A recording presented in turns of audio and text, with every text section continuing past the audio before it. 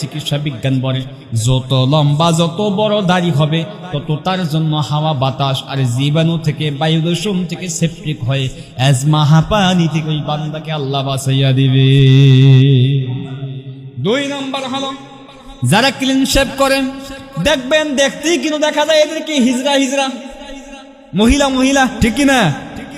দেখতেই ফেসটা চেঞ্জ হয়ে যায়, সৃষ্টির পরিবর্তন দেখা যায়।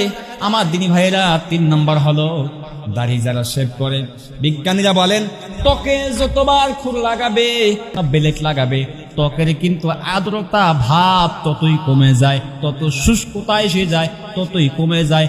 আর দেখবেন যত মানুষ দাড়ি ক্লিন শেভ বেশি বেশি করবে তত দেখবেন অ্যালার্জি, ব্রণ, ফুসকুড়ি, খোসপাসরা, এই জাতীয় সোরিয়াসিস, যত প্রকারের জীবাণু, যত প্রকার ছোট ছোট রোগগুলো আছে এই জীবাণু জাতীয়